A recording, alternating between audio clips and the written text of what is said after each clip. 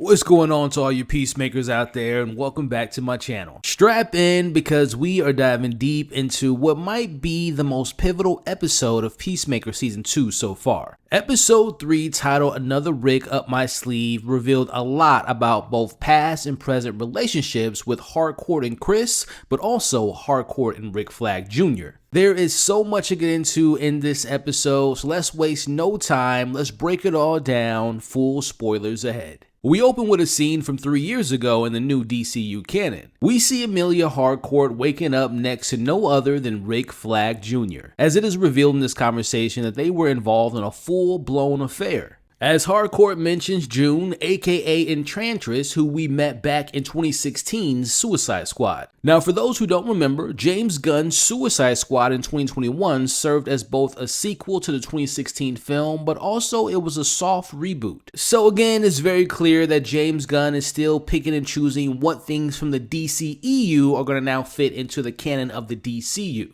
Now, Rick is afraid to break things off with June, well, because she's a sorceress with earth-destroying abilities, but Rick is willing to risk it all for this relationship. Rick really wants to take their relationship to the next level, but Harcourt doesn't want to complicate their current relationship between them as friends. Now, as she leaves the room, she reminds him that he's got an important day ahead of him, as this conversation all took place hours before the events of 2021, the Suicide Squad. As we get quick flashes to what happened in that film, and again, we're reminded that Peacemaker did kill Rick Flag Jr. To me, I thought this opening scene had huge implications to the story. This just adds so much more depth and complexity to why Harcourt treated Peacemaker with such disdain in most of Season 1 of Peacemaker. It also explains why we see her being so hesitant to potentially exploring a more romantic relationship with Chris, because as this opening scene just showed us, she and Rick Flag Jr. had not only a friendship, but also an intimate relationship, and Peacemaker took that away from her, as she even said that this was her only true friend.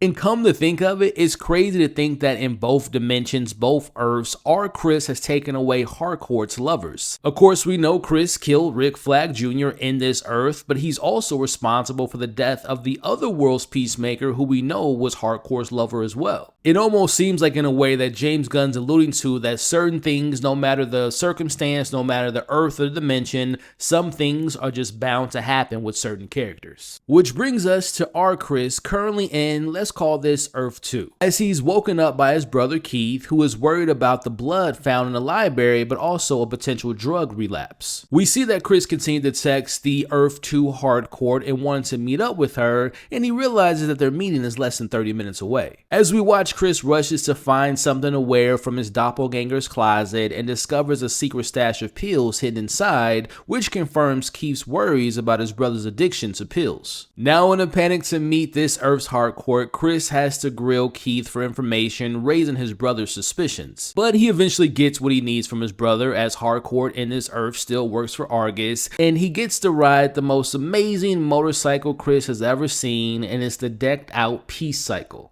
As we watch as Chris cruises the streets with his peace cycle, we see people are happy to see their hero as they throw up the peace sign at him. We see the love continues as some kid starts crying after Peacemaker responds to him. He also gets flashed by some random woman. Chris is beyond happy to get this level of recognition and appreciation, and says to himself that this is the best dimension ever because this is exactly what he's always wanted. Now back on Earth 1, the 11th Street kids are dealing with their own hangovers and drama. Adebayo is playing relationship therapist for Harcourt about whatever went down on a party boat with Chris, but Harcourt continues to shut it down. Now Adrian saves Harcourt from Adebayo's 21 questions by sharing his deepest and darkest secrets, which include his love of owls, dolphins, manta rays, and spiders. Now Harcourt's had enough of Adrian's shenanigans and has him check in on Economos while her and Adebayo head up to the rooftop. Now on the roof, Adebayo continues to press Harcourt about what happened at the party party between her and Chris, and she also brings up all the positives about Chris and how he could be a good catch for her. Harcourt assures Adebayo that no matter how good Chris may be on paper and how much she's changed over the years, he and her will never be a thing. Again, knowing that she and Flag were romantic and that Chris killed him, we can now understand why she can't be with Chris. Speaking of, back on Earth 2, Chris arrives at Argus. We see a security guard is happy to see Peacemaker, but the conversation takes a bit of a turn as he brings up a recent doctor visit, and not knowing how to respond, Chris says that everything was positive, but not knowing that the visit was actually a check-in for cancer. So now I'm wondering if this Earth's Peacemaker was a pill addict or if he was just taking pills to actually fight his cancer. Either way, it appears that things weren't perfect for this Earth's Peacemaker before dying.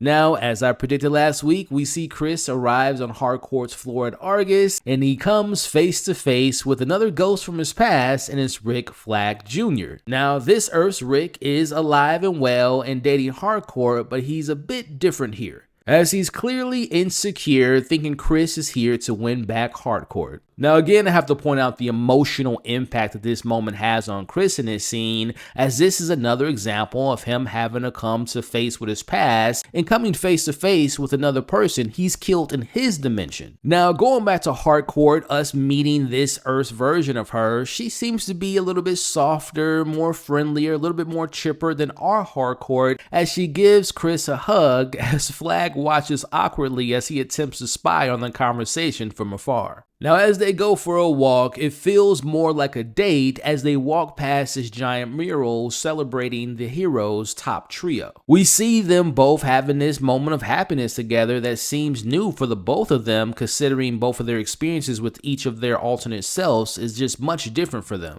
We see them getting hot dogs, they share some laughs, and we again see this much kinder, loving Harcourt greeting the dog, and the look on Chris' face says it all. He is head over heels in love with this version of Harcourt. As they take a seat, Harcourt acknowledges how less arrogant this version of Chris is, as Chris shares how he's changed in many ways, but of course it's from his personal experience on his Earth, not this one, but regardless, it's working because Harcourt can see that he's a different person. Now with this, Harcourt is willing to reconsider their relationship status and things are going great, but this is interrupted by a person who literally explodes right in front of them. This may be a sign from the universe that this isn't going to work for them, as we see the Sons of Liberty are in action. Introducing the comics in March of 1991 in Superman Volume 2, Issue 53, Sons of Liberty was a secret American ultra-patriotic paramilitary organization that sought for the overthrow of the United States government. Now during the takeover, you notice that the Sons of Liberty brought up this character by the name of Jerry a couple times, which isn't a coincidence. I believe this was actually a nod to the creator of Sons of Liberty, Jerry Ordway. We watch as the Sons of Liberty take over the Evergreen DMV, as this has been a recent ongoing mission of theirs by destroying one governmental agency a week until their demands are met. We see a now suitless Peacemaker take action as he makes his way to the roof to stop them before they blow up the entire block, as Chris goes full Rambo mode and kills one of the Sons with an axe to the head. He then knifes one of them in the eye with their own knife, followed by him taking one of them out with a printer, and next he goes John Wick and grabs some pencils and kills another one. As the others set the detonator off and attempt to escape, we see Chris catches them in the stairwell and kills them with ease by shooting them all. As the clock is running out, Chris disconnects all the wires and he gets lucky as this stops it from going off. Meanwhile, outside with the escape helicopter, Keith arrives and kills the rest of the Sons as the civilians applaud in celebration of the top trio yet again saving the day. Now, a few things I want to discuss about this scene. First and foremost, that scene was a complete badass moment. Seeing Chris kill those people in the most Peacemaker violent way reminded me of the kill-off he had with Bloodsport in the Suicide Squad film. Which, to that point, Chris never said that he wouldn't kill again after what happened in season 1. He would only do that if it was necessary. But the way he took out the Sons of Liberty makes me wonder if he being here in this Earth will make him go back to his old and more killer ways. Now, another thing I noticed in this scene was this Earth's Harcourt didn't jump into the fight. Our Harcourt would have been right beside him, guns blazing. But this one was okay watching on the sideline, confirming that she's not just nicer,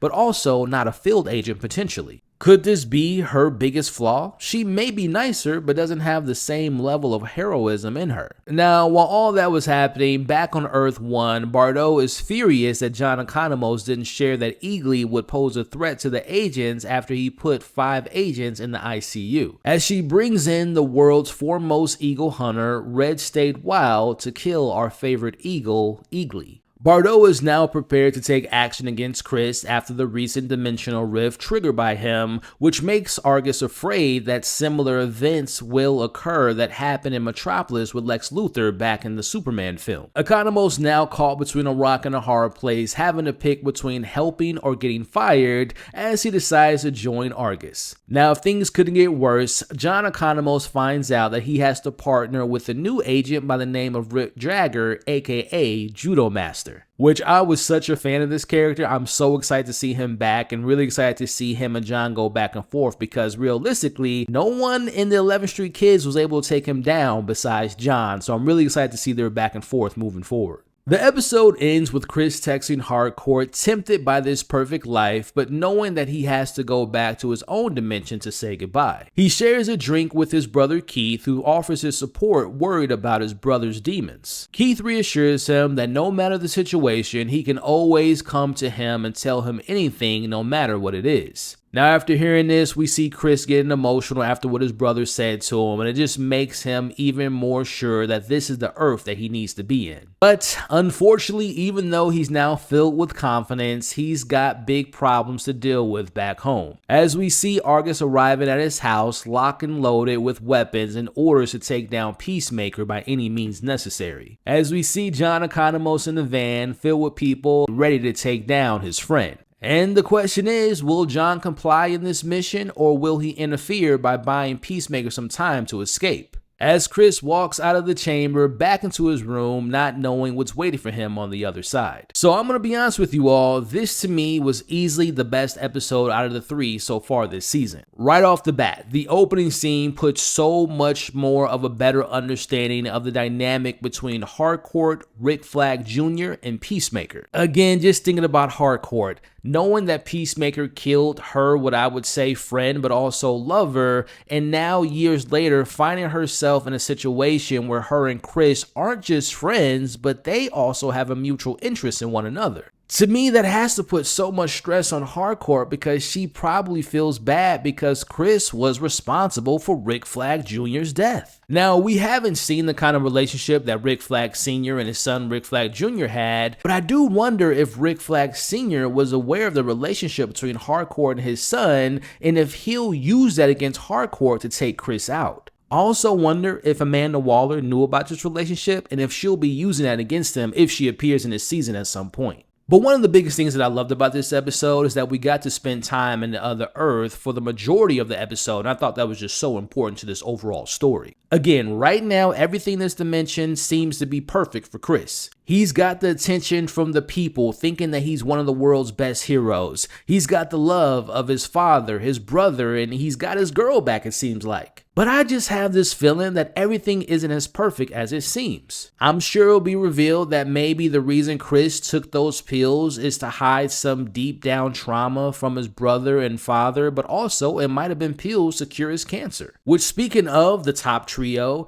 maybe they aren't the real heroes the public believes that they are. Also, speaking of not being who they think they are, what if Harcourt isn't this kind, dog-loving person as she appears? Could she have her own dark tendencies that we just haven't seen quite yet? Now, the stuff going on Earth 1 with Argus wanting to kill Agee and to take Chris out, narratively, it makes sense because we saw how threatening the dimensional rifts can be, but as far as the characters go, it pushed John in a very tough spot to choose between his job and protecting his friend Chris and also Agee. Which, speaking of Agee, I doubt Red State will manage to kill Agee, and they might even be friends by the end of the season, or Aglee's just going to kill Red State at some point, but I do fear that he's going to probably, Agee I'm referring to, might get hurt, which is going to be very sad to see. And also, speaking of Agee, if Chris does get the opportunity to leave this Earth and choose the other Earth at some point, I wonder if he's going to be okay with saying goodbye to Agee, or if he's going to try to take Agee with him. Overall, again, I thought this was the best episode by miles. Like, this episode to me was like a masterclass of using the multiversal storytelling and using it for character development and not just spectacle. It gave us huge reveals, killer action, and sets up the dire situation again between Agee and this eagle hunter. The title, Another Rick Up My Sleeve, is a perfect pun that I think delivered on every level. Now, before we wrap up, I need to know what you all thought of this episode. Is Earth 2 too good to be true? Will John Economos pick his job over his friends? Should we be scared for Eagle's life? Now, the biggest question of them all, if you were in Chris's position, which Earth would you choose? Let me know all your thoughts in the comments below. Now, if you all have made it this far into the conversation, please comment on the YouTube video below, #RickIsBack. Now, if you all appreciate this breakdown, do me a favor, whether you're watching this on YouTube or listening to this on my podcast, please consider hitting that like button. Please share this with anyone you know that loves talking about this show, and consider subscribing to my YouTube channel and following my podcast feed. You all are awesome, stay safe, and I'll catch you all on the next breakdown.